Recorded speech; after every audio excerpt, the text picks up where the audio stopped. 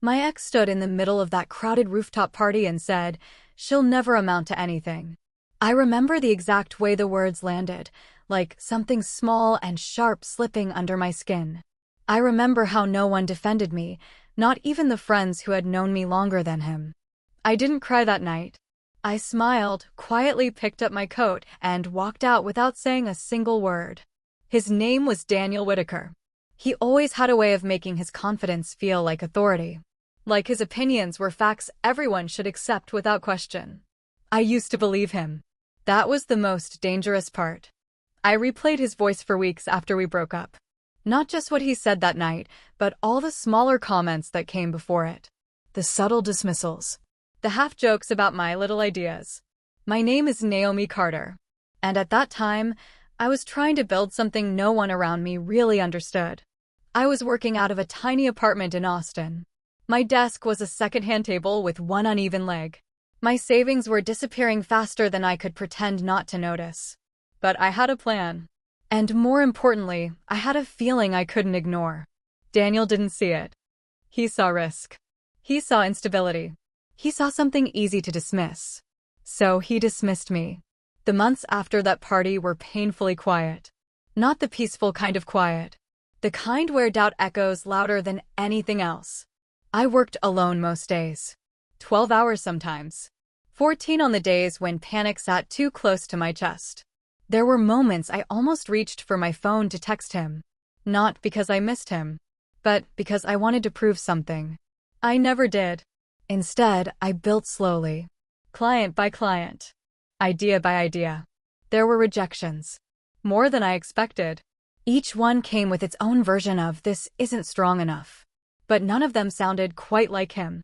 None of them stayed in my head the way his voice did. That changed everything. Because I realized something uncomfortable. I wasn't trying to prove the world wrong. I was still trying to prove him wrong.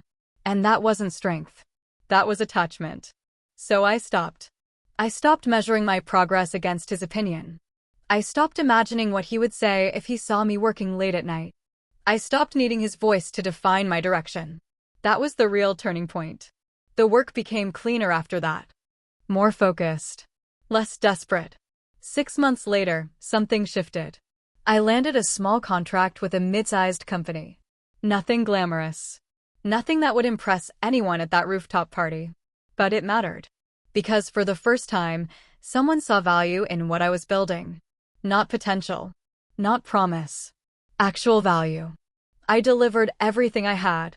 Every hour. Every idea. Every ounce of discipline I didn't know I possessed. That contract turned into another. And then another. By the end of the year, I wasn't struggling to survive anymore.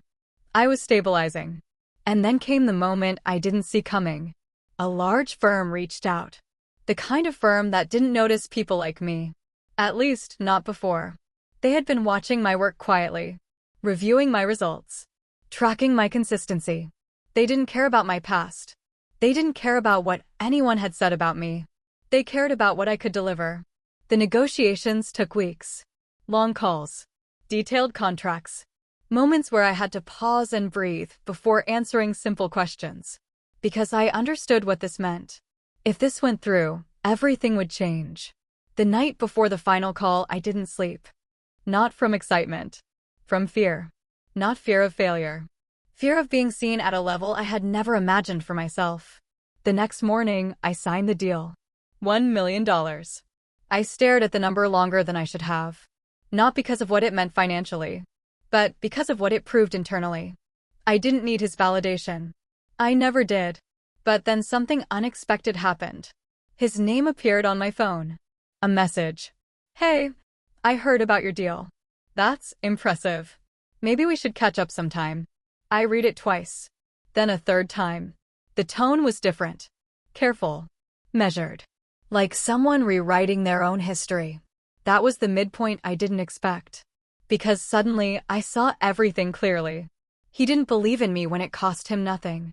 But now that there was something visible to gain, he wanted access again. Not to me. To what I had become. I didn't feel angry. I didn't feel satisfied either. I felt distant. Like I was looking at a version of my life I no longer belonged to. I didn't reply. Instead, I did something else. I ordered a gift basket. Not extravagant, but thoughtful. High-quality coffee, dark chocolate, a few things I knew he used to like. And I added a note. Simple, clean. Congratulations to me. No explanation. No sarcasm. No emotional weight attached. Just truth. I sent it to his office. Not for him. For me. Because closure isn't always loud. Sometimes it's quiet. Deliberate.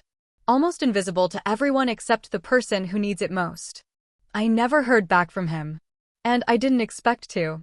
Because the message wasn't meant to start a conversation. It was meant to end one. Months later, I ran into someone from that rooftop party. They recognized me immediately. Their tone had changed too. More respectful. More curious. They mentioned Daniel. Said he talked about me sometimes. I smiled politely. But I didn't ask what he said. Because it didn't matter anymore. What mattered was the silence inside my own mind. The space where his voice used to live. The place where doubt used to echo. It was gone. Replaced by something quieter. Stronger. Unshakable. I didn't become successful to prove him wrong. I became successful the moment I stopped needing to.